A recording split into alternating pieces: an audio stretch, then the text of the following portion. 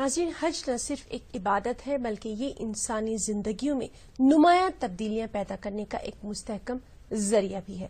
دنیا بھر سے حجاج کرام بیت اللہ پہنچ رہے ہیں اور آنے والے کچھ ہی دنوں میں مکہ اور مدینہ کی نورانیت سے تمام عالم انسانیت فیض اٹھا سکتی ہے، اور ایسے میں علماء کرام حج کو حقیقی مقصد کے حصول کا ذریعہ بنانے کی تلقین کر رہے ہیں۔ پیش بھٹکل سے ہمارے نمائندے سید احمد سالک کی خاص رپورٹ۔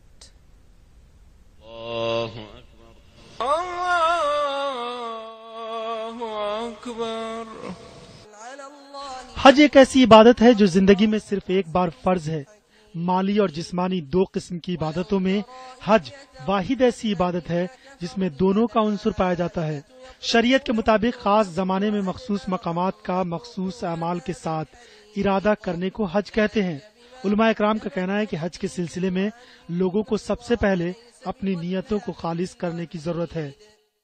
ہمارے وہ بھائی جو اس سال جن کو اللہ تبارک و تعالیٰ کی طرف سے حج پر جانے کی سعادت نصیب ہوئی ہے، ان سے ہماری یہ گزارش ہے کہ سب سے پہلے وہ اپنی نیتوں کو خالص کر لیں کہ وہ اللہ کی رضا اور اس کی خوشنودی کے لیے اس عظیم عبادت کی ادائیگی کے لیے اپنے وطن سے جا رہے ہیں۔ اندر جانے کے بعد آپ حضرات وہاں پر دی گئی ہدایات کو خصوصاً پورے طور پر اس پر عمل کرنے والے ہوں۔ یہ نہیں کہ ہم سب کچھ جانتے ہیں، ہم اس سے پہلے کر چکے ہیں، ہمارے لیے کوئی ضروری نہیں۔